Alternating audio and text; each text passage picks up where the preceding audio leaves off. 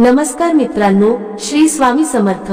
नवऱ्याला व मुलांना ही एकच वस्तू खाऊ घाला, कधीच ते तुमच्या शब्दाबाहेर जाणार नाहीत। मित्रांनो, तुमच्या घरातील मुलं तुमचं ऐकत नसतील, सतत चिडचिड करत असतील, खूप हट्टीपणा करत असतील, किंवा जर तुमचा नवरा तुमचं ऐकत नसेल, दुसऱ्या व्यक्तीच्या प्रभावाखाली असेल, तुमच्या घरी पैशाशी संबंधित समस्या असतील, तर ही एकच वस्तू तुमच्या मुलांना व नवऱ्याला खायला द्या आणि 7 दिवसातच त्यांच्यात झालेला बदल बघा। मित्रांनो, पालकांची मुलं अजिबात ऐकत नाहीत, कारण मुलं खूप चिडचिड करतात। प्रत्येक घरात ही समस्या बनली आहे। तुमच्या घरातील सर्व समस्या दूर होण्यासाठी हा अनुभव सिद्ध उपाय नक्की करा।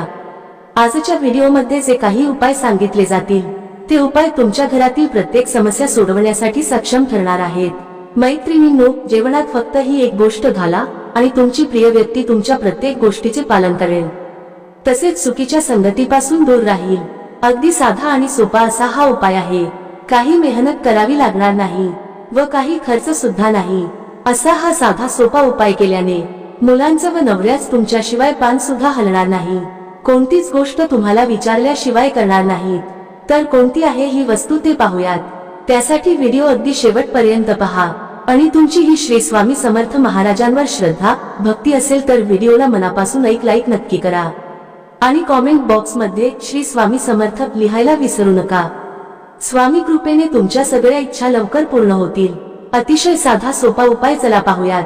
हा उपाय तुम्ही मंदिरात करू शकता, किंवा घरी शिवलिंग असेल तर घराच्या घरीही करू शकता। तर महादेवाची पूजा करताना आपण जे काही महादेवाला अर्पण करतो, मग ते शुद्ध पाणी असो, कच्चे दूध असो, तांदळ असो किंवा कोणतेही फळ अर्पण करतो, तर पूजा केल्यानंतर तुम्हाला काय करावे लागेल तर काळजीपूर्वक ऐका। चिमूटभर काळे तीळ तुम्हाला महादेवाच्या शिवलिंगावर अर्पण करायचे आहेत। ते अर्पण करताना श्रंभेश्वर महादेवाचे स्मरण करायचे आहे। नाव नीट ऐका, श्रंभेश्वर महादेव। श्रंभेश्वर महादेवाच्या नावाने शिवलिंगावर चिमूटभर काळे तीळ वाहावेत आणि मग शिवलिंगावर जल अर्पण करावे। आणि हे करताना मात्र तीळ खाली पडू द्यायचे नाहीत, याकडे लक्ष द्या। म्हणून हळूच पाणी अर्पण करा, श्रंभेश्वर महादेवाचे स्मरण करत ते अर्पण करा व अर्पण केल्यानंतर त्यातून फक्त दोन काळे तीळ काढून हातात घ्या।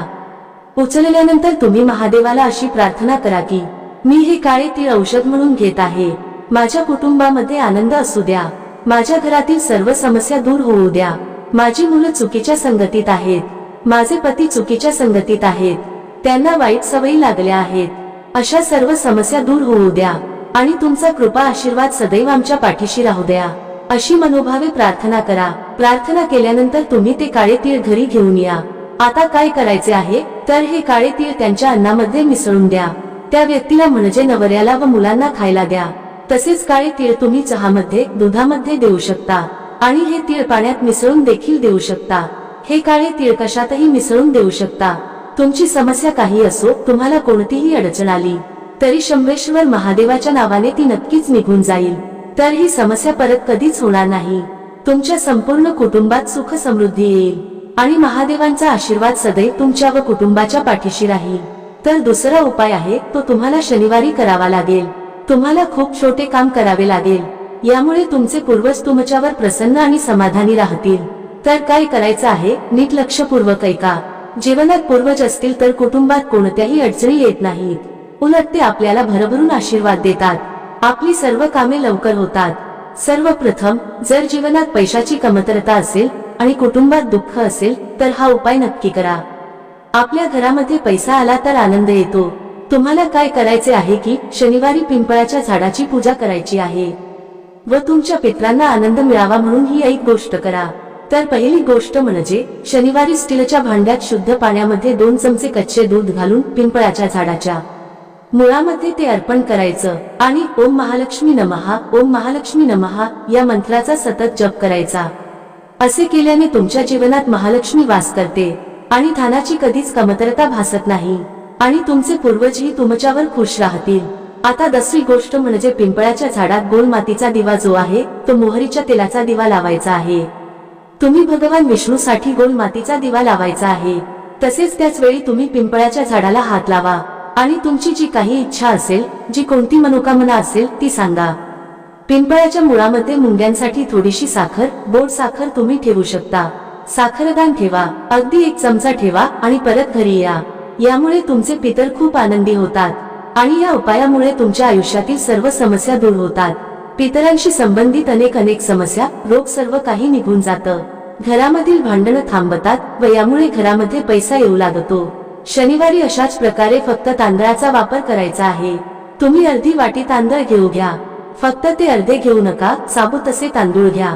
तांदूळ अखंड असल्याची तुम्ही खात्री करून घ्या. कच्चा तांदूळ घ्यायचा आहे.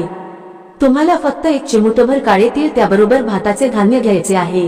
ते कोणत्याही दुकानात कुठेही उपलब्ध होते, कोणत्याही पूजा साहित्याच्या दुकानात सहज उपलब्ध होते. तर काय करावं, हे धान्य एक वाटी घ्या. 11 वाजेपर्यंत घरातील सर्व लोक जागे आहेत. जोपर्यंत झोपेला जात नाहीत तोपर्यंत हा उपाय करू नका. तुम्हाला घरातील प्रवेशद्वाराच्या बाजूला डाव्या बाजूला एक वाटी ठेवून द्यायची आहे. झाकण काढून बाजूला ठेवा. ही वाटी प्रदोष काळात न ठेवता रात्री सर्वच सण घरी आल्यावर 11 नंतर सगळे झोपायला गेल्यावर ठेवू शकता. दुसऱ्या दिवशी सकाळी उठून स्नान वगैरे करून महादेवाच्या मंदिरात जावे लागते. घरातील तांब्याच्या भांड्यातील पाणी घेऊन तांब्यात त्यात ते चिमूटभर काळे तीळ मिसळून तांदळाचे धान्य, भाताचे तुकडे टाकावे.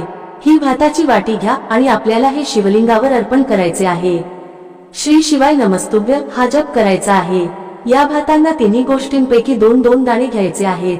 म्हणजे तुम्हाला तांदळाचे 2 दाणे उचलावे लागतील, तिळाचे 2 दाणे उचलावे लागतील आणि भाताचे 2 दाणे उचलावे लागतील.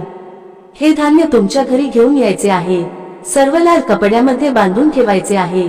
नंतर आपल्या तिजोरी असलेल्या ठिकाणी किंवा मग जिथे आपला व्यवसाय करत असाल, आपण तिथे दुकान असेल किंवा ऑफिस असेल त्या ठिकाणी तिजोरीमध्ये हे ठेवू शकता. या उपायाचा अवलंब केल्याने तुमच्या घरामध्ये कधीही पैशाची कमतरता भासणार नाही आणि सफलता असेल. तुमच्या घरात महालक्ष्मी वास करेल. हा एक अतिशय सुंदर असा उपाय आहे. या उपायाने पितरांचा आशीर्वादही मिळतो. माहिती कशी वाटली कॉमेंट बॉक्स मध्ये नक्की सांगा. व्हिडिओ आवडला असेल तर एक लाईक करा आणि कॉमेंट बॉक्स मध्ये श्री स्वामी समर्थ, हर हर महादेव नक्की लिहा. चॅनेल सबस्क्राईब करा.